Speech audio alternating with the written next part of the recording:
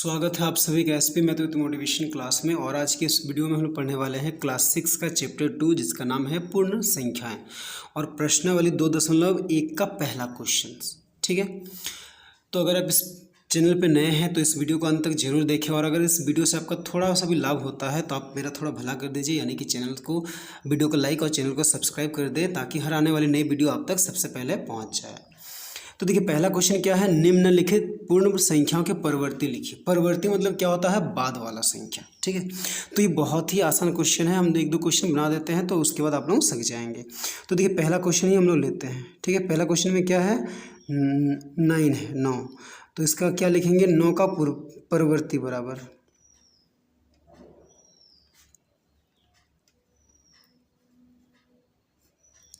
तो देखिए 9 का परवर्ती के लिए क्या करेंगे, 9 में हम लोग 1 जोड़ देंगे तो 9 जोड़ 1 यानी कि कितना हो गया, 10।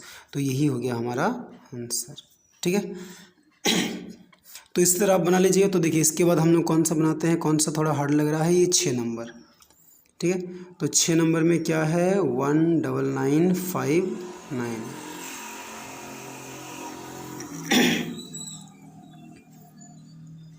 ठीक है, तो इसका भी सेम पहले एक नंबर की तरह ही करेंगे। क्या लिखेंगे, 19959 का परवर्ती बराबर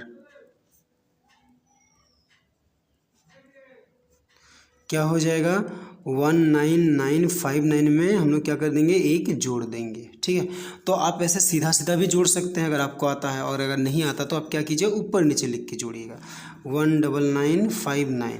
ठीक है, उसमें क्या जोड़ना है, 1 जोड़ना, तो 1 को यहाँ पे लिखेंगे और जोड़ेंगे। तो 9 और 1 10 का 0 हाथ में रहा है 1, 5 और हाथ का 1 6, फिर ये 9 और ये 1 यानी कि 19960। तो कितना आ गया, 19960। ठीक है, अब देखिए 8 नंबर थोड़ा बड़ा है, इसको भी बताते हैं।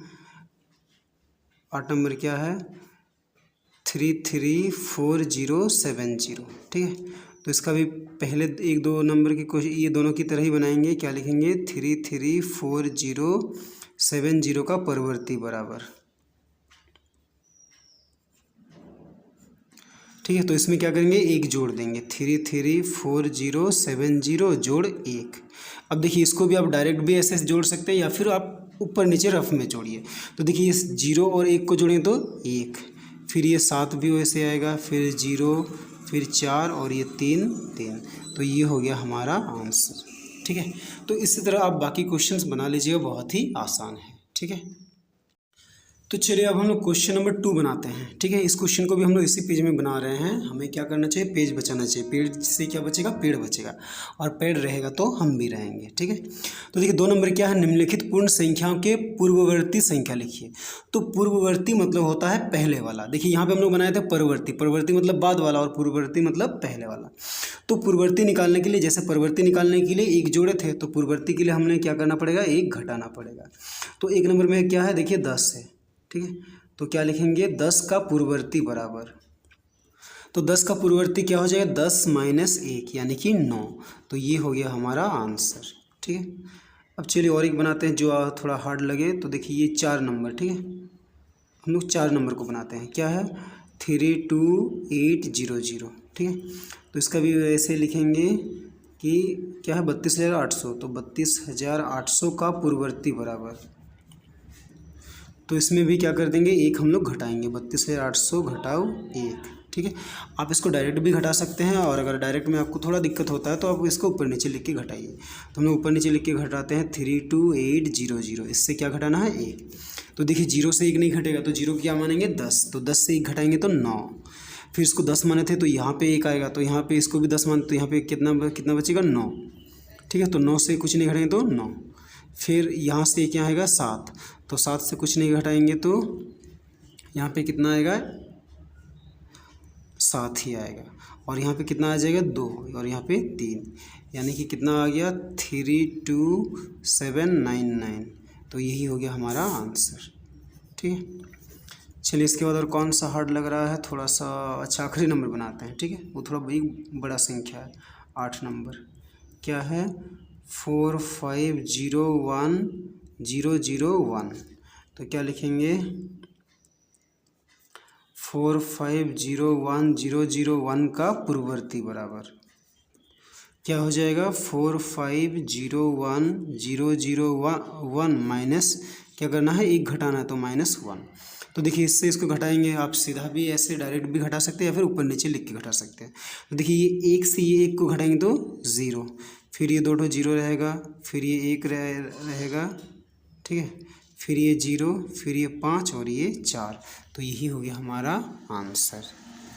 ठीक है, तो बहुत ही आसान है, इसी तरह आप बाकी क्वेश्चन सब बना लीजिएगा। ठीक है, तो चलिए अब हम लोग आगे की क्वेश्चंस बनाते हैं, यानी कि क्वेश्चन नंबर 3 बनाते हैं। तो 3 देखिए क्या है, सबसे छोटी प्राकृत संख्या कौन सी है। तो देखिए प्राकृत संख्या क्या होती है, जब संख्याएं 1 से शुरू होकर आगे बढ़ती जाती है तो उन्हें प्राकृत संख्याएं कहते हैं। ठीक है, या फिर आप ऐसे भी बोल सकते हैं कि गिनती की संख्याओं को प्राकृत संख्या कहा जाता है, क्योंकि गिनती हम लोग क्या करते हैं, 1 से लिखते हैं, 1 से शुरू करके हम लोग आगे लिखते हैं, तो गिनती की संख्याओं को प्राकृत संख्या कहते हैं। या फिर जब संख्याएं 1 से शुरू होकर आगे बढ़ती जाती है तो उन्हें प्राकृत संख्याएं कहते हैं। तो देखिए प्राकृत संख्या शुरू कहाँ से हो रहा है, 1 से। ठीक है, यानी कि सबसे छोटी प्राकृत संख्या क्या हुआ, 1, और सबसे बड़ी प्राकृत संख्या क्या होगा, क्योंकि देखिए सबसे बड़ी प्राकृत संख्या हम लोग नहीं बता सकते, 1 से शुरू होकर ये आगे बढ़ते जाता है, कहाँ तक बढ़ेगा ये हमें नहीं पता, ये अनंत तक बढ़ते जाएगा। जैसे क्या होता है, संख्या है 10, 100, 1000, लाख, करोड़, हम लोग जितना चाहे उसको आगे बढ़ा सकते हैं। ठीक है, तो सबसे छोटी प्राकृत संख्या 1 है, लेकिन सबसे बड़ी प्राकृत संख्या हम लोग नहीं बता सकते। ठीक है, तो इसका आंसर हम लोग क्या लिखेंगे, 1। ठीक है, क्योंकि प्राकृत संख्या 1 से ही शुरू होती है, तो लिखते हैं सबसे छोटी प्राकृत संख्या बराबर कितना हो गया, 1। तो यही हो गया हमारा आंसर। ठीक है, अब देखिए हम लोग क्वेश्चन नंबर 4 बनाते हैं। 4 क्या है, सबसे छोटी पूर्ण संख्या कौन सी है। तो देखिए पूर्ण संख्या क्या होती है, जब प्राकृत संख्याओं के पहले 0 लगा देते हैं तो वो पूर्ण संख्या बन जाती है। यानी कि इसको हम लोग दूसरे तरीके से समझ सकते हैं कि जब संख्याएं 0 से शुरू होकर आगे बढ़ते जाती है तो उन्हें पूर्ण संख्या कहते हैं। तो पूर्ण संख्या शुरू कहाँ से होती है, 0 से, यानी कि सबसे छोटी पूर्ण संख्या 0 है, लेकिन सबसे बड़ी पूर्ण संख्या हम लोग नहीं बता सकते। तो इसका भी आंसर क्या हम लोग लिखते हैं कि सबसे छोटी पूर्ण संख्या बराबर, तो क्या हो जाएगा, सबसे छोटी पूर्ण संख्या 0। तो ये हो गया आंसर। ठीक है, अब क्वेश्चन नंबर देखिए 5 क्या है, ऐसी प्राकृत संख्या बताइए जिसका कोई पूर्ववर्ती नहीं होता। तो देखिए प्राकृत संख्या बहुत सारी है, तो कौन सी ऐसी प्राकृत संख्या जिसका पूर्ववर्ती यानी कि उसके पहले कोई नंबर नहीं होता। तो देखिए प्राकृत संख्या जैसे अगर हम लोग 5 लेते हैं तो 5 का पूर्ववर्ती क्या है, 4, 4 का पूर्ववर्ती 3, 3 का पूर्ववर्ती 2, 2 का पूर्ववर्ती 1, लेकिन 1 सबसे छोटा प्राकृत संख्या है जिसका कोई पूर्ववर्ती नहीं है।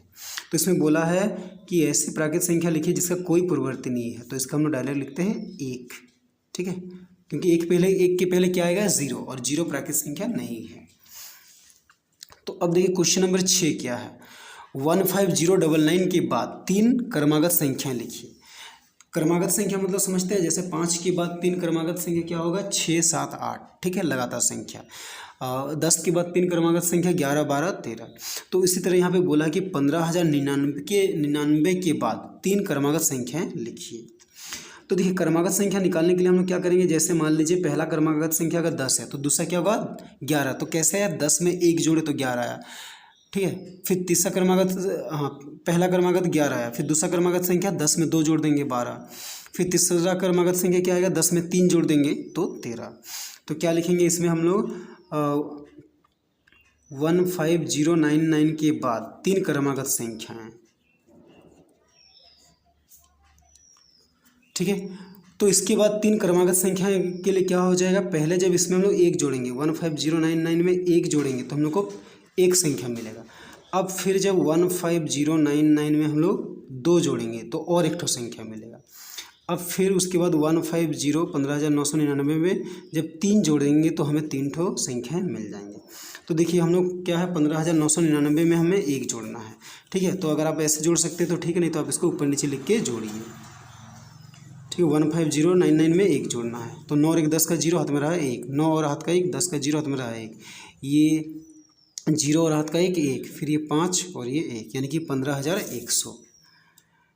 तो 15,100 ये पहला, इसके बाद पहला संख्या है, और इसमें 15,100 में फिर देखिए फिर यहाँ पे 2 जोड़ दिए तो कितना आ जाएगा, अब इसको ऊपर नीचे लिख के देखिएगा तो 15,000 ये क्या आएगा, 101। ठीक है, और ये क्या आएगा, 15,102। ठीक है, तो ये हो गया हमारा आंसर। ठीक। ठीक है। तो देखिए इसी तरह अब हम लोग क्वेश्चन नंबर 7 बनाते हैं। 7 भी क्या है, ठीक इसका उल्टा है कि 51,000 के ठीक पहले 3 क्रमागत पूर्ण संख्याओं को लिखिए। यानी कि इसके पहले इसके पहले के 51,000 के पहले के 3 लगातार संख्याओं को हमें लिखना है।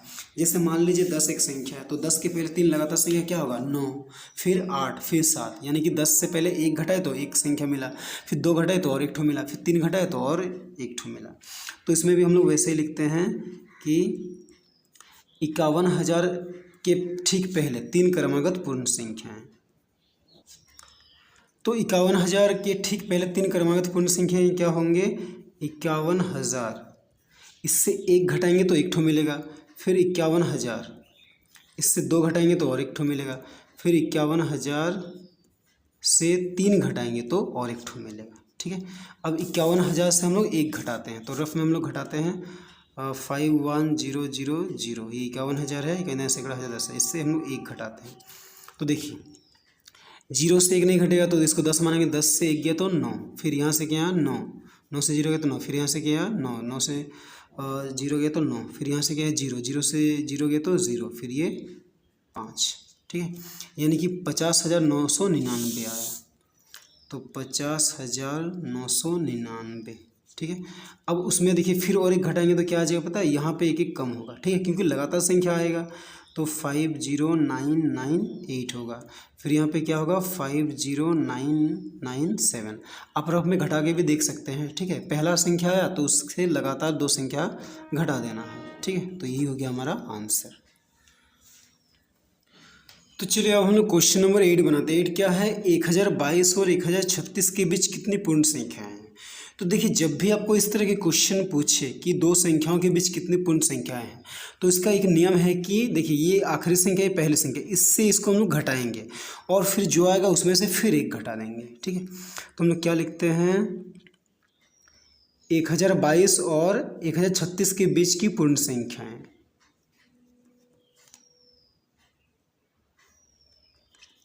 तो देखिए क्या लिखेंगे, लिखें 1022 और 1036 के बीच पूर्ण संख्याएं बराबर। तो हमें क्या करना है, 1036 से घटाना है 1022 को पहले। ठीक है, और जितना आएगा उसमें फिर 1 घटा देना। तो देखिए ये 6 से ये 2 घटेंगे तो 4, फिर ये 3 से 2 गया तो 1, फिर ये 0 से 0 गया तो 0, फिर 1 से गया तो 0। अब फिर इसमें 1 घटाना है तो कितना हो गया 13। तो यही हो गया हमारा आंसर। ठीक है, तो जब भी आपको इस तरह का क्वेश्चन आए कि 2 संख्याओं के बीच कितना पूर्ण संख्या है, तो उन दोनों को पहले घटाना है और जितना आएगा उसमें फिर 1 घटा देना है। ठीक है, तो आंसर आ जाएगा चाहे कितनी भी बड़ी संख्या हो। ठीक है, तो देखिए अब 9 नंबर क्या है, क्या सभी प्राकृत संख्या पूर्ण संख्याएं भी है। तो देखिए प्राकृत संख्या 1 से शुरू होकर आगे बढ़ती है और पूर्ण संख्या 0 से। तो पूर्ण संख्या 0 से बढ़ती है आगे और प्राकृत संख्या 1 से, यानी कि सारा प्राकृत संख्या जो है वो पूर्ण संख्या के अंदर ही आता है। तो क्वेश्चन कह रहा है कि क्या सभी प्राकृत संख्या पूर्ण संख्याएं हैं, तो इसका आंसर क्या हो जाएगा, हाँ। तो इसका आंसर होगा हाँ। ठीक है, अब देखिए 10 नंबर, क्या सभी पूर्ण संख्या प्राकृत संख्याएं भी है। देखिए पूर्ण संख्या 0 से शुरू होके आगे बढ़ता है और प्राकृत संख्या 1 से। तो सारा पूर्ण संख्या प्राकृत संख्या होगा लेकिन 0 नहीं है। ठीक है, क्योंकि 0 प्राकृत संख्या नहीं है, तो इसका आंसर क्या होगा, हम लोग नहीं लिखते हैं। ठीक है, अब देखिए 11 नंबर, वो कौन सी पूर्ण संख्या है जो प्राकृत संख्या नहीं है। यानी कि सभी पूर्ण संख्या प्राकृत संख्याएं भी है लेकिन एक पूर्ण संख्या ऐसा है जो प्राकृत संख्या नहीं है। तो वो पूर्ण संख्या कौन सा है, वो है 0। ठीक है, तो पूर्ण संख्या और प्राकृत संख्या में यही अंतर है, 0 और 0 का। ठीक है, अगर संख्याओं के पहले 0 है तो वो पूर्ण संख्या, और अगर 1 से शुरू होता है तो वो प्राकृत संख्या। ठीक है, तो इसका आंसर क्या होगा, 0। अब देखिए 12 नंबर क्या है, निम्नलिखित कथनों में से प्रत्येक के लिए हाँ या नहीं लिखिए। देखिए 1 नंबर क्या है, सबसे छोटी पूर्ण संख्या 0 है। तो देखिए पूर्ण संख्या कहाँ से शुरू होती है, 0 से, इसका मतलब 0 ही सबसे छोटी है, तो ये क्या होगा, हाँ। ठीक है, अब बोल रहा कि 2 नंबर, क्या सबसे छोटी पूर्ण संख्या 1 है, नहीं। ठीक है, क्योंकि पूर्ण संख्या 0 से शुरू होती है तो 1 सबसे छोटी नहीं होगी, तो इसका आंसर नहीं। 3 नंबर देखिए, क्या सभी पूर्ण संख्या प्राकृत संख्या हैं। देखिए पूर्ण संख्या 0 से शुरू होकर आगे बढ़ती है और प्राकृत संख्या 1 से, तो क्या सभी पूर्ण संख्या प्राकृत संख्या होंगे, तो नहीं होंगे, क्योंकि 0 प्राकृत संख्या नहीं है।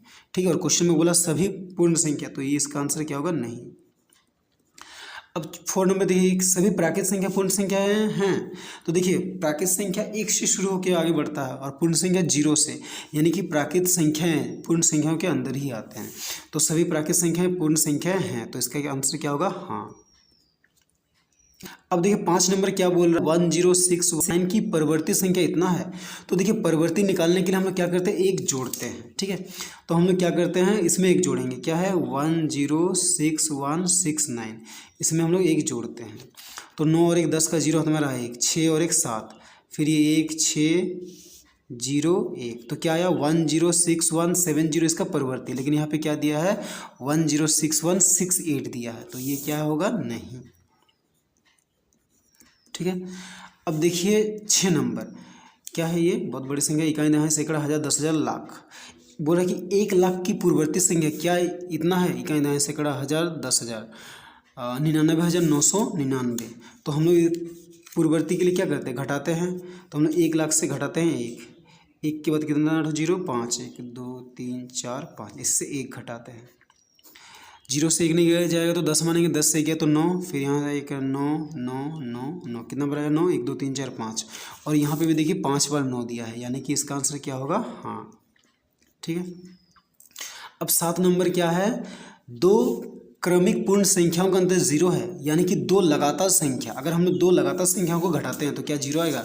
इसका देखिए एग्जाम्पल क्या है, 2 और 3 लगातार संख्या है, तो 3 से 2 घटाने से क्या 0 आएगा, नहीं 1 आएगा। ठीक है, 5 6 लगातार संख्या, इन दोनों को घटाने से 0 आएगा, नहीं। तो 2 क्रमिक पूर्ण संख्याओं का अंतर 0 है, नहीं। इसका आंसर क्या होगा, 1 होगा। ठीक है, अब देखिए बोला कि 8 नंबर, पूर्ण संख्या 1 का कोई पूर्ववर्ती नहीं है। क्या एक पूर्ण संख्या है तो क्या उसके पहले कोई और संख्या नहीं होता है, तो होता है, क्योंकि पूर्ण संख्या 0 से शुरू होता है, तो 1 के पहले पूर्ण संख्या 0 है। तो इसमें बोला कि पूर्ण संख्या 1 का कोई पूर्ववर्ती नहीं है, तो इसका आंसर होगा नहीं, इसका है। ठीक है, अब प्राकृत संख्या 1 का पूर्ववर्ती 0 है, एक प्राकृत संख्या है, तो क्या इसका पूर्ववर्ती 0 है। तो देखिए 0 अगर हम लोग 1 के पहले देंगे तो वो प्राकृत संख्या नहीं कहलाएगा, वो पूर्ण संख्या हो जाएगा। यानी कि प्राकृत सबसे छोटी प्राकृत संख्या 1 है और उसके पहले कुछ नहीं है, तो प्राकृत संख्या 1 का पूर्ववर्ती 0 है, तो इसका आंसर भी क्या होगा, नहीं होगा। ठीक है, तो बधाई हो, आपने पहला एक्सरसाइज पूरा कर लिया है। ठीक है, तब तक के लिए स्वस्थ रहिए, मस्त रहिए और पढ़ाई में थोड़ा व्यस्त रहिए।